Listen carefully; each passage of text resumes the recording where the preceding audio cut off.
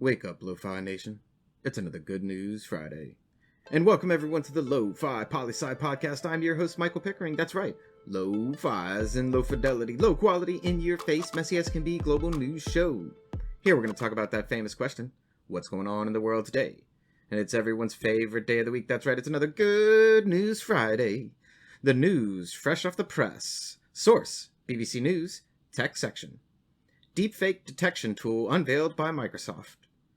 I can't believe I'm actually about to say this, but thank you, Microsoft. The story. If you're not sure what deepfake is, time to get you caught up, Lo-Fi listener. Deepfake is advanced computer software that uses AI to scan images and videos to replace one person's face with another, and it's really good at doing so. This really came to prominence in 2018, but still, the mass public isn't quite aware of how good this software is and how it's being used. Thankfully, someone is finally doing something to be able to detect when it's actually being used. Good news indeed on this Friday. Next up, source, AP News International, a story of an exceptional person. New Hampshire 16-year-old swims across English Channel. Very few people actually swim across the English Channel, but this 16-year-old swam about 33 miles in just over 14 hours in waters that were about 64 degrees. I'm cold and tired just thinking about that feat of endurance, of willpower, of motivation. Let's all thank the youth of today for showing us that just because something is difficult doesn't mean you can't do it.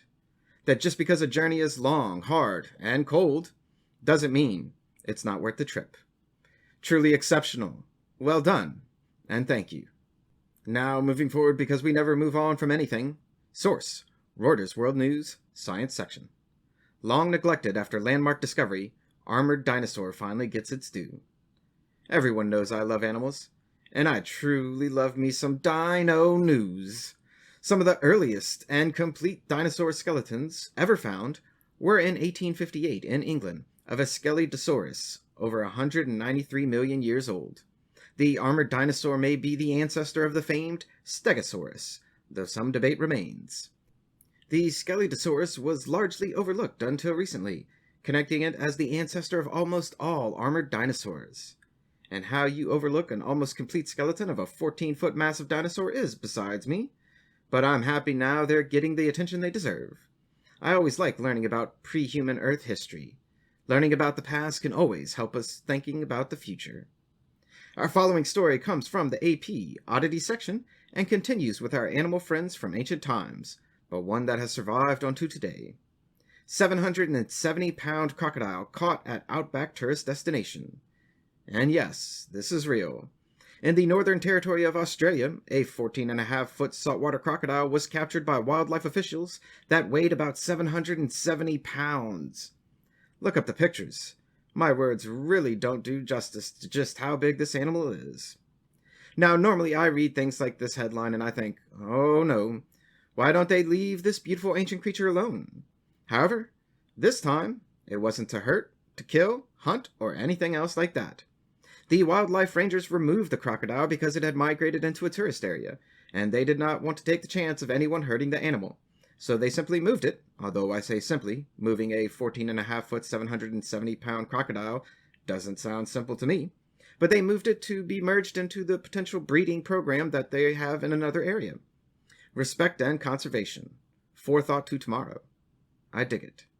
Keep our modern-day dinosaurs safe, Rangers. P.S. I know they are reptiles and dinosaurs are not because dinosaurs are warm-blooded creatures. And if you didn't know, well now you know too. And a last piece of news to send you on your way for the day. Reuters News, Entertainment News section. Nintendo to re-release Mario games in 35th anniversary.